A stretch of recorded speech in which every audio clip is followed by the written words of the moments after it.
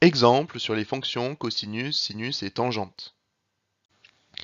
Soit le triangle RST, rectangle en S. On peut alors indiquer l'hypoténuse qui est le côté RT. On considère l'angle RTS, marqué en bleu ici, qui a pour côté opposé le côté SR. Et pour côté adjacent, le côté TS. Ainsi, par définition du cosinus, en abrégé cos, qui s'applique à l'angle aigu RTS, c'est égal au quotient de la longueur du côté adjacent, c'est-à-dire ST, par la longueur de l'hypoténuse, c'est-à-dire RT. Pour le sinus, en abrégé sin, qui s'applique aussi à l'angle RTS, c'est égal au quotient de la longueur du côté opposé, c'est-à-dire RS, par la longueur de l'hypoténuse, c'est-à-dire RT.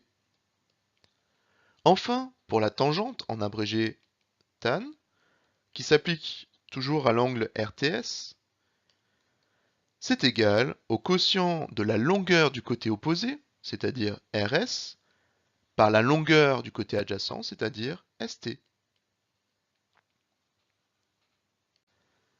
Toujours dans le triangle RST, rectangle en S, on considère cette fois l'angle TRS en vert ici. L'hypoténuse est toujours le côté RT. Cependant, le côté opposé à l'angle vert est le côté ST. Et le côté adjacent est le côté RS.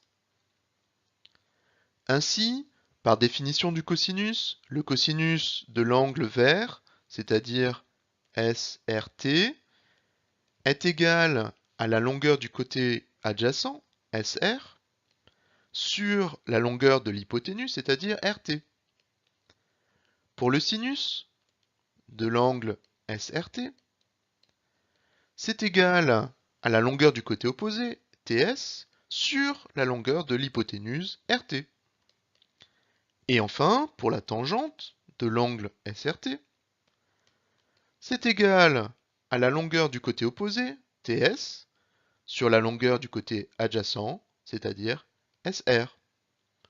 C'est l'inverse que pour l'autre angle.